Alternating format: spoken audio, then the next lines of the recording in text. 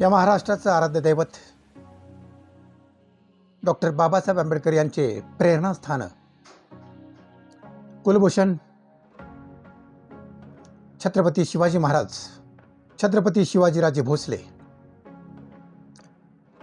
आपल्याला आजपर्यंत फार महत्त्वाचा मुद्दा कदाचित माहीत असेल किंवा नसेल, पण छत्रपती शिवाजी महाराज हे दाढी का ठेवायचे या विषयावर आपण चर्चा करूया.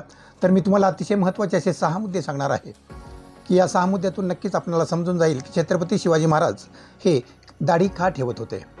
तर त्यातला पहिला मुद्दा आहे, छत्रपती शिवाजी महाराज यांचं व्यक्तिमत्व हे केवळ पराक्रमापुरतं मर्यादित नव्हतं, तर त्यांचा वेश हा दाढी, मिशा, पोशाख आणि दरबारी मांडणीही विचारपूर्वक होती.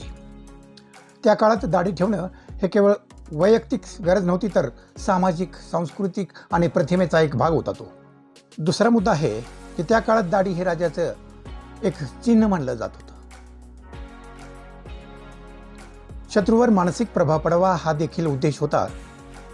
दरबारात उपस्थित व्यक्तिमत्व उठून दिसलं पाहिजे, हाही त्यात महत्त्वाचा मुद्दा होता.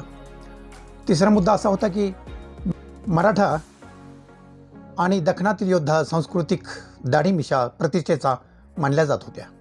शूर सैनिक आणि सरदार दाढी ठेवत होते. राजाही त्याच परंपरेचा पालन करत होता. चौथा मुद्दा आहे मित्र हो की हिंदू क्षत्रिय परंपरेत नैसर्गिक रूप जपण्याचा मान होता. संत, गुरु आणि योद्ध्यामध्येही दाढी सामान्य होती. सांस्कृतिक ओळख टिकवण्याचा हा एक मार्गच होता. पाचवा मुद्दा आहे, राजदरबारामध्ये ठराविक वेशभूषा पाळली जात असे. दाढी मिशा नीट राखणं हे शिस्त मानले जायची. हे एक राजकीय प्रतिमेचा भागच होता. याहीपेक्षा महत्त्वाचं की 17व्या शतकामध्ये दाढी ठेवणं सामान्य प्रथा होती. अनेक राजे आणि सरदार अशाच रूपात दिसतात. शिवाय हे वेश बदलण्यासाठी फायद्याचं मानलं जायचं.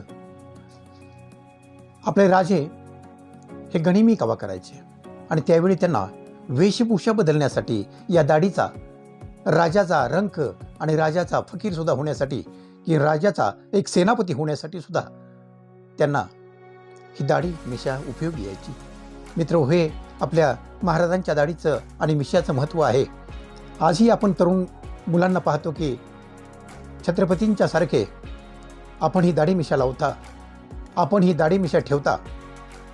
तर मी असा आज या शिवजयंतीनिमित्त सर्व शिवप्रेमींना विनंती करतो की महाराजांना आपण आकलन केलं पाहिजे, त्यांचा इतिहास आपण वाचला पाहिजे.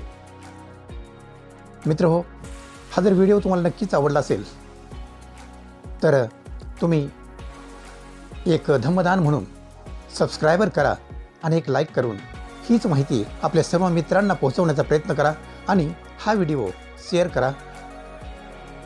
धन्यवाद. जय भीम, नमो बुद्धाय, जय संविधान. नव्या पिढीला नवा जय भीम.